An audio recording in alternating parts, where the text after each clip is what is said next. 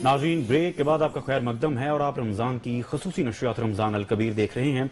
नाज़रीन, आज यौमुल फुरकान है। ग़ज़वा बदर की जो अज़ीम शान फतह है उस पर गुफ्तगू हो रही है और हमें मुमताज़ स्कॉलर्स ने भी ज्वाइन कर लिया है कि फरिश्ते नुसरत को उतरते हैं, आया वो कब उतरते हैं और क्या वो उस वक्त का जो माहौल था 313 महज बज़ाहिर हम बात कर रहे हैं कि बज़ाहिर सिर्फ 313 मुसलमान और इस्लाम का गलबा भी हो जाता है और वो रहती दुनिया तक इंशाल्लाह रहेगा।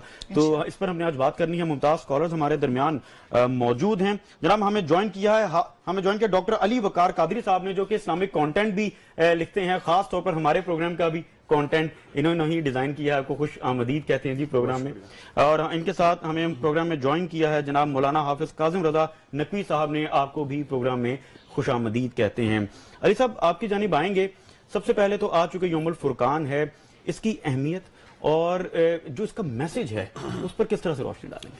बिस्मिल्लाहिर्रहमानिर्रहीम। बहुत शुक्रिया, आप लोगों को बहुत मुबारक हो और टीवी वन को बहुत मुबारक हो, न्यूज़ वन को बहुत मुबारक हो, वसीब पर चल रहा है, बहुत मुबारक हो। आप लोग बड़ी अच्छी ट्रांसमिशन माशाल्लाह कर रहे हैं और ये अच्छी होनी थी। पाकिस्तान का बेहतरीन प्रोड्यूसर माशाल्लाह अहमद अली हाशमी साहब माशाल्लाह, जिनकी वसात से मैं पहली दफ़ा टेलीविज़न पे बैठा था। अच्छा माशाल्लाह। तो वो ये ट्रांसमिशन को प्रोड्यूस कर रहे हैं, तो अल्लाह ताला बरकत दे और इसके अच्छे नताइज आएंगे इंशाल्लाह। देखिए, ग़ज़वा बदर के बहुत सारे पहलू हैं जिनको हमने देखना है। ये बड़ा कनेक्टेड है हमारी सोसाइटी के साथ। हमारे यहाँ मजहबी चीज़ों को सोसाइटी से काट के जब देखने का जब से रिवाज आया ना, कनेक्शन ख़त्म हुआ है, तो उसकी असर पजीरी ख़त्म होती जा रही है। ग़ज़वा बदर, सबसे पहले ये बात ज़हन नशीन रखिए, ये इक़दाम था रसूलुल्लाह का। हम समझते हैं कि जितनी जंगें हुई वो डिफेंसिव थी कि कोई चढ़ आए और हमने अपना डिफेंस किया, नहीं, ये इक़दाम था। बिल्कुल ठीक है ना। क्यों? जहां जुल्म हो रहा हो, जहां बर्बरियत हो रही हो, ये रसूल की शान नहीं है कि वहां पर जुल्म को ख़त्म करवाने के लिए अपना इक़दाम न फरमाए। दूसरा, मक्का में जुल्म, बर्बरियत, माल जायदाद सब कुछ छीन लिया। तो अब क्या था, मुसलमानों को इस बात की खबर लगी। और तीसरा ये वजह थी कि चूंकि अब मदीना पर जब रसूलुल्लाह की हुकूमत कायम हो गई, तो मदीना के सारे गिरदो नवा के जो मुजाफाती इलाके थे टेक्निकली वो रसूलुल्लाह के अंडर आ गए। तो अब जाहिर है आपको एक नज़म के तहत चलना है। जब आपकी रियासत, आपकी तिजारत उस रस्तों से होगी तो आपको उसका वो टैक्स और वो सारी चीजें पे करनी है। और वो जो कुरैश थे वो बगैर वो पे किए वो सारी तिजारतें कर रहे थे। अबू सुफियान का एक काफिला जा रहा था, रसूलुल्लाह सल्लल्लाहु अलैहि वसल्लम ने इक़दाम की मतलब फरमाई, इजाजत दी, सहाबा किराम के साथ निकले मदीना से बड़े खुफिया तरीके से। अब क्या होता है, उधर से जो कुरैश मक्का थे उनका भी निज़ाम जासूसी बड़ा मजबूत था। उनको भी अंदाजा हो गया कि मुसलमान ये इरादा रखते हैं। एक ज़मज़म ग़िफ़ारी नामी बंदे को अबू सुफियान ने भेजा मक्का में। उसने जाके मुनादी कर दी। उसने कहा, जी मोहम्मद रसूलुल्लाह सल्लल्लाहु अलैहि वसल्लम ने लश्कर पर हमला कर दिया। और वो इतना बड़ा सा लश्कर था कि मक्का के हर घर का कोई ना कुछ माल उसके अंदर था। अच्छा। जब उसने मुनादी की तो हर किसी ने उस लश्कर में शमूलियत की और उस शमूलियत की वजह से जो खुद नहीं आ सका, मसलन अबू लहब खुद नहीं आया, उसने अपने कर्जदार को भेजा, जो नहीं आ सका उसने अपने गुलाम को भेजा। हत्ता कि एक बहुत बड़ा लश्कर, 1300 का लश्कर जो उधर से निकला मुसलमानों से जंग करने के लिए। अब रसूलुल्लाह सल्लल्लाहु अलैहि वसल्लम को अल्लाह ने कुरान मजीद में फरमाया कि 2 लश्कर आ रहे हैं। एक मालो असबाब वाला लश्कर था जिसके साथ थोड़े लोग थे, और एक वो था जो मक्का से बड़ा आ रहा था। तो कुरान ने बताया कि तुम बतकाज़े बशरियत ये चाहते थे कि थोड़े बंदों वाले लश्कर और ज्यादा माल वाले से टक्कर लगे ताकि माल हासिल हो, लेकिन अल्लाह ये चाहता था कि इस वाक़े के बाद इस्लाम को बतौर कुव्वत खड़ा किया जाए। हाँ। और अल्लाह रब्बुल इज्जत ने फिर टकराव हुआ। अब वाक़े बदर देखिए हमें क्या बताता है।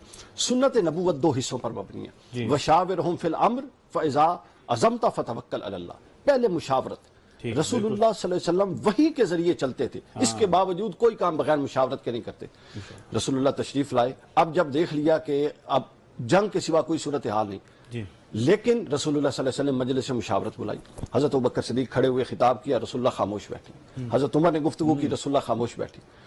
अंसार ने महसूस किया कि रसूलुल्लाह क्यों नहीं तवज्जो दे रहे मुहाजिरीन की तकारीर पर। तो अचानक जो अंसार के सरबराह थे हजरत अबादा, साद बिन अबादा रज़ी अल्लाह ताला, उन्होंने कहा कि कहीं रसूलुल्लाह की चश्मे अबरू हमारी तरफ तो नहीं है। और उनके ज़हन में फौरन वो आया कि जब हम बैत उक़बा सानिया में रसूलुल्लाह को मदीना हिजरत की दावत दे के आए थे तो मुआहिदा हमने ये किया था कि या रसूलुल्लाह मदीना के अंदर आपका डिफेंस करेंगे। उन्होंने कहा कहीं रसूलुल्लाह के ज़हन में ये बात ना हो। खड़े होके انہوں نے فرمایا یا رسول اگر آپ کے ذہن میں یہ بات ہے، پہلے اللہ کی حمد بیان کی، پھر فرمایا اگر آپ کے ذہن میں یہ بات ہے کہ ہم نے بیعت عقبہ میں یہ کہا تھا کہ آپ کا مدینے میں ڈیفنس کریں گے، تو آپ بات یہ ذہن سے نکال دیں، آپ ہمیں برق الغماد میں اپنے گھوڑے دوڑانے کے لیے کہیں گے تو ہم گھوڑے دوڑا جائیں گے، اور ہم آپ کو یہ نہیں کہیں گے ابراہیم کی طرح کہ حضرت موسیٰ کی امتیوں نے کہا تھا کہ آپ اور آپ کا رب لڑے، ہم آپ کو بیٹھ کے دیکھتے ہیں، ہم آپ کے ساتھ لڑیں گے۔ بس اسی کا انتظار تھا، چہرے انور پر بشاشت آئی۔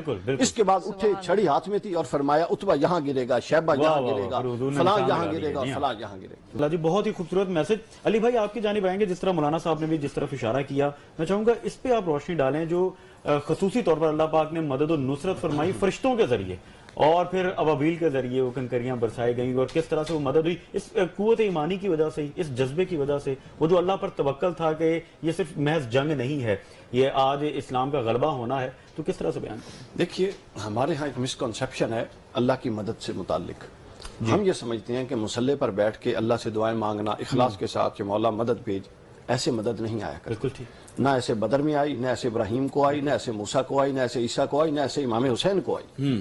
مدد کیسے آتی ہے؟ مدد آتی ہے کہ آپ کے پاس جو کچھ میسر ہے آپ اس کو لے کے میدان جنگ میں اتریں، میدان کارزار میں اتریں، صحیح، پھر بہترین پلاننگ کریں، پھر جو اویلیبل ریسورسز ہے اس کو حد الوسع بہترین پلاننگ کے ساتھ استعمال کریں، اور جب یہ سب کچھ کر دیں اس کے بعد بیٹھ جائیں کہ مولا میں تو یہ کچھ کر سکتا تھا، اب یہ سب کچھ تیرے سے اور آج کے دور میں ہم کہتے ہیں اللہ مالک، اللہ کر دے گا، ہم کوشش نہیں۔ امام مالک کا ایک قول بڑا زبردست ہے، امام مالک علیہ رحمہ فرماتے ہیں کہ جو شخص محنت کرتا ہے اور اس کے بعد محنت پر توکل کرتا ہے، دعا نہیں کرتا، وہ زندیق ہے، اور جو شخص دعا پر توکل کر کے بیٹھا ہے اور محنت نہیں کر رہا وہ نادان اور بے وقوف احمق ہے، اس کے دماغ کا علاج ہونے والا ہے۔ تو لہٰذا غزوہ بدر ہمیں یہ بتاتا ہے رسول اللہ صلی اللہ علیہ وسلم سب کچھ لے کر اپنے صحابہ کرام کو لے کر، اچھا اس میں ایک اور پہلو بھی ہے، میں نے ایک جملہ بولا، تمام پلاننگ کرنی بڑی ضروری ہے لائف کے اندر، پلاننگ۔ رسول اللہ صلی اللہ علیہ وسلم کی ذات اتنی پلانڈ اور پروگریسو ذات تھی، ہر حوالے سے بڑے ایڈوانس واقع ہوئے تھے آپ۔ اب اچھا، اور وسعت ظرفی کا عالم دیکھیے،